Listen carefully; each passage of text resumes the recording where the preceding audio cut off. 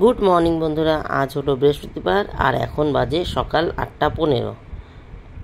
আজ শুধু বৃহস্পতিবার নয় বন্ধুরা, আজ তার সঙ্গে পূর্ণিমা।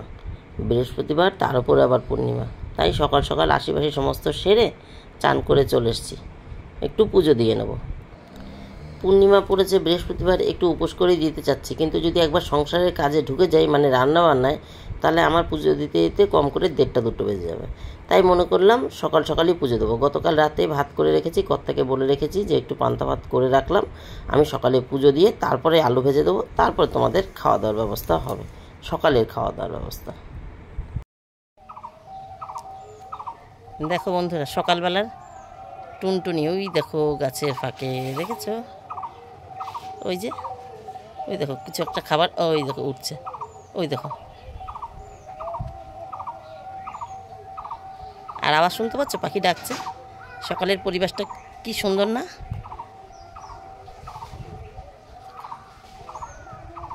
এই যে টুনটুনি পেয়ারা গাছে চলে এসছে। ওই যে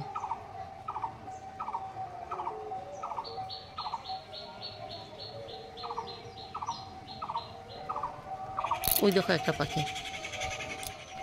নমস্কার বন্ধুরা, আমি সোমা সংসারে তোমাদের সকলকে স্বাগত। এখন 8:20 হবে, হয়তো 8:25। এখন 8:25 বাজে। আজ পূর্ণিমা, তাই সকাল সকাল চান টান সেরে চলে এসেছি। জামাকাপড় মেলা হয়ে গেছে দেখলে। এখন এই যে ঠাকুর বাসন রেখে দিয়েছি এখানে, ঠাকুর বাসনটা মাজবো আর ফুল তুলবো। চলো ফুল তুলি। ফুল তুলতে আমারও ভাল লাগে, তোমাদেরও দেখাতেও ভাল লাগে। কর্তাকে বলেছি পান, বেলপাতা আর তুলসী পাতা আনতে।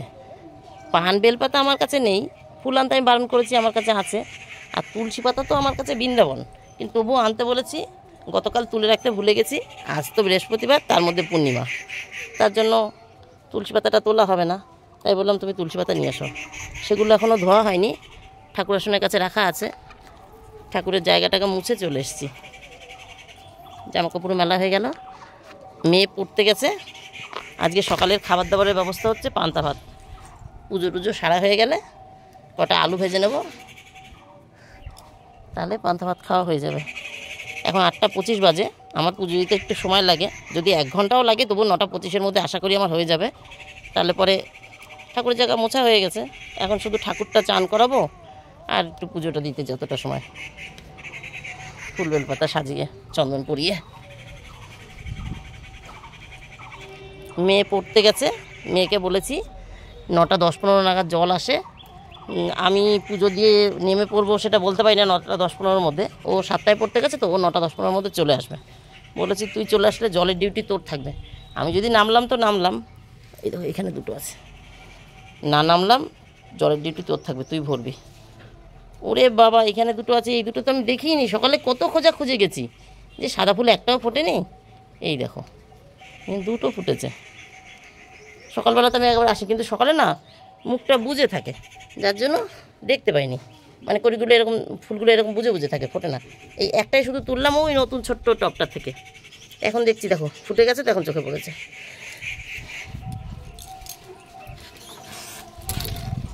হনুমানের নীলকণ্ঠ গাছগুলো এত মুড়ো করে খায়, ফুলই ফোটে না।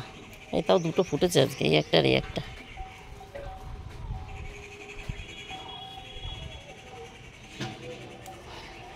নয়নতারার তো কোনো তুলনাই নেই, নয়নতারা তো ফুটতেই থাকে, ওর তো কোনো মানে অন্ত নেই, শেষ নেই। কিছু না ফুটলেও নয়নতারাতে আমার পুজো হয়ে যায়। আচ্ছা চলো বন্ধুরা, এবার বাসন টাসন মেজে গুছিয়ে নিই, আর কথা বলবো না, তাহলে দেরি হয়ে যাবে। আর ফুল তোলাও আমার শেষ। আর বেলপাতা আর পান এনেছে বললাম কর্তা।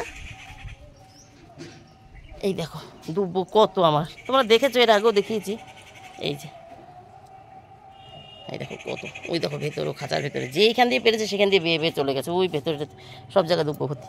আর তুলসী পাতার তো কোনো কথা নেই, প্রত্যেকটা টবে টবে বরঞ্চ 1-2 করে গাছ আছে, প্রত্যেকটা টবে। দেখো বৃষ্টির জল পেয়ে কেমন হয়েছে। বাজারের তুলসী পাতার থেকে আমার তুলসী পাতা ভালো। প্রত্যেকটা টবে, এমন কোনো টব নেই যেটা খালি তুলসী পাতা পাবো না। এই ফুল কটা তোলা হয়নি।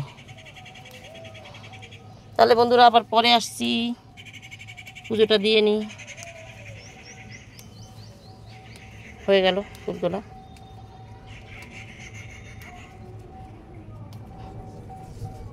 চলো তারপরে আসছি। 8:47 বন্ধুরা, বাসন মেজে নিয়েছি, ফুল তুলেছি, এই যে দুব্বো তুলে নিলাম ছাদ থেকে। এবার নিচে গিয়ে ফুল বেলপাতা ধুয়ে গুছিয়ে চলো পুজোটা দিয়ে নিই। বন্ধুরা 9:29, 9:30 বেজে গেল পুজো দিতে, 9:30 বেজে গেল। এই দেখো, এই যে সবই আমার গাছের ফুল, আজকে কোনো কেনা ফুল নেই, শুধুমাত্র বেলপাতা এসেছিলো, তুলসী পাতা এসেছিলো। আর গতকাল তালের শাঁস দিয়ে দিয়েছি। আজকে কর্তাকে বলেছি একটু লিচু রাখবা, তো মানে লিচু আনবা, লিচু এনেছে, আমি ঠাকুরকে লিচু দিয়ে দিয়েছি আজকে। এখন তুলসী তলায় জল দিতে যাচ্ছি। এতক্ষণ পুজো দিতে লেগেছে। এই দেখো ধূপকাঠি ছোটো হয়ে গেছে, দেখেছো? আমি আর একটা ধূপকাঠি ধরিয়ে নিয়ে ঠাকুরকে আরতি করলাম। তাহলে আবার পরে আসছি বন্ধুরা, খেতে দেবো তো, দেরি হয়ে যাচ্ছে।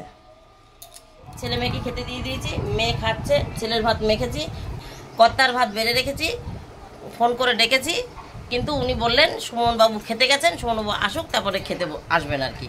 তাহলে আমি ছেলে মেয়েকে খাইয়ে নিই, ততক্ষণে কর্তাবু চলে আসবে, কর্তার সাথে আমি খেয়ে নেবো। আর এই হলো আলু ভাজা, পান্তা ভাত ছেলেকে খাইয়ে আমি খাবো, তাই 3টে থালা, 1 2 3। আমারটা বাড়িনি এখনো, আমারটা এর মধ্যে আছে। গতকাল রাতেই ভাত করে রেখেছিলাম, যেহেতু আজকে পুজোও দেবো। আর মেয়ে বললো যে মা পান্তা ভাত খাবো, আমি ভাবলাম ভালোভাবে পান্তা ভাত করি। পান্তা ভাত বসানোর পরে আমি জানতে পেরেছি আজকে পূর্ণিমা, বৃহস্পতিবার। আমি যে বা ভালোই তো হবে, তাহলে বৃহস্পতিবার পূর্ণিমা সকাল সকাল পুজোটা দিয়ে এসে খাই। তাহলে বন্ধুরা খাওয়া দাওয়া করে নিই, আবার পরে আসছি। আর আজকে রান্না হবে শুধুমাত্র সয়াবিন, তাই কথা হয়ে রয়েছে। এবার দেখি শুধু সয়াবিনে কি হয়, আর কিছু একটু বার করে যায় ফ্রিজের মধ্যে, আর কি আছে টেনটনে বার করে একটু রান্না করা যায় নাকি। পেছন দিয়ে আলো আসছে, কথা বলতে ভালো লাগছে না, মুখই দেখা যাচ্ছে না, শুধু ক্যামেরা নাড়াচ্ছি। তাহলে পরে আসছি বন্ধুরা। এখন বাজে 11টা। সকালে খাওয়া দাওয়ার পর চুকিয়ে এসেছি দোকানে, কারণ টাকা নিতে এসেছি, যাবো একটু বাজারে। এই দেখো এখানে একটা প্রসাদ দেখা যাচ্ছে, পূর্ণিমা বলে সব দোকানে বাড়িতে পুজো হচ্ছে, প্রসাদ দিয়ে গেছে, সুমন প্রসাদ খাচ্ছে। বন্ধুরা বাজারে গেছিলাম, চলে এসেছি, এখন বাজে 12:11। আমি 11টার সময় গেছি, মানে 1 ঘন্টা 10 মিনিট আমি পুরো রোদ্দুরে বিনা কারণে ঘুরে আসলাম, মানে পুরো ফালতু, আমার কোনো দরকারটা মিটলো না। এখন গেছি যখন, তাই ওই মানে না আনলেও নয়, আমার কিছুই লাগবে না এখান থেকে, ওই লাগবে একটুখানি, দেখাচ্ছি চলো। পাক্কা 1 ঘন্টা গেছিলাম চন্দন আনতে, সেটাই তো বলছি না, গেছিলাম চন্দন আনতে। আর ভাবছি যাচ্ছি যখন, আজকে পূর্ণিমা আছে, আমার বালতিতে যে ছোট ছোট মাছ থাকে, ওই গাপ্পি, মলি গাপ্পি, ওখান থেকে 2-1টা মাছ মরে গেছে। তা আমি বললাম কি তাহলে আর 2-1টা ওই কালারিং নিয়ে আসি। এখন শুধু সাদা আছে আর 2টো কালো আছে, সব সাদা, 6টা সাদা 2টো কালো। এবার একেতে জোরেও রয়েছে, শুনেছি বেজোর রাখলে ভালো হয়। তা আমি ভাবলাম কি তাহলে পরে 2-1টা লাল হলুদ নিয়ে আসি, একটু কালারটাও ভালো লাগবে আর সংখ্যাতেও বাড়বে, তাই মনে করেছিলাম। একটা মাছের দোকান, আমাদের শিমুরালি স্টেশনের উপরে 2টো না 3টে মাছের দোকান আছে, একটা মাছের দোকান খোলা নেই। আর এপারে ওপারে আমাদের অনেকগুলো দশকর্মার দোকান আছে, যেখান থেকে আমি চন্দন আনতে পারতাম। কিন্তু ওপারে যেটা সবথেকে পুরনো, সবথেকে ভালো দোকান, যেখানে তুমি চন্দনটা শিওর ভালো পাবা, সেই দোকানটা বন্ধ। তার আজকে বাড়িতে, আজকে পূর্ণিমা না, বাড়িতে পুজো করছে, এই জন্য দশকর্মার দোকানটা বন্ধ। পুরো ফালতু গেছি তো ওপারে, ওপারের বাজার এত সুন্দর, মানে কি সুন্দর জবা গাছ দেখছিলাম। 50 টাকা করে চেয়েছে, কিন্তু আমার ভাই না জবা এনেছে 10 টাকা করে, ওই জবাই, হাইব্রিড জবাই। তাই আমি ভাইকে বলেছি যে দেখো আর একটা কী করছে, কথা বলবে, এইভাবে কথা বলা যায়? সামনে দিয়ে ফোন নিয়ে ঘুরে বেড়াচ্ছে, ও ক্যামেরা করছে, বুঝছো, তাহলে কথা বলা যায়? তা ওই কি বলে, ও ওই জবাগুলো হাইব্রিড জবা, রানাঘাটে 10 টাকা করে, আমাদের এখানে 40-50 টাকা। হাইব্রিড জবার দাম 40-50 টাকা, 60 টাকাও হতে পারে। আমরা তাই কিনি, যে ভ্যানে করে নিয়ে আসে 50-60 টাকাই নেয়, তাই কিনি লক্ষ্মী জবা টবা, কিন্তু রানাঘাটে 10 টাকা করে। তা আমি এখন জবাটার কালারটা এত সুন্দর, গাছটা এত সুন্দর হেলদি, গাছটাকে যে কভার ধরলাম, বললাম 30 টাকায় দাও, 30 টাকা দাও। কারণ আমি ভাইকে বলেছি, এবার ওদের যেহেতু অতটা গাছের প্রতি নেশা নেই, ও কবে মনে পড়বে দিদি বলেছে তারপরে হয়তো নিয়ে আসবে, তাই ভাবলাম আমার চোখে পড়েছে যখন নিয়ে যাই। এবার 30 টাকা করলাম, দিল না। তো এখন যেখানে আমি 10 টাকায় পেয়ে যাবো, সেখানে আমি 30 টাকার জায়গায় 50 টাকা আনতে আর ইচ্ছা করলো না, তাই ওই আর আনিনি। এবার দেখো কি নিয়ে এসছি, রান্না এখন শুধু সোয়াবিন করব, আর ভাবছি একটু পটল সর্ষে বাটা করে নিই।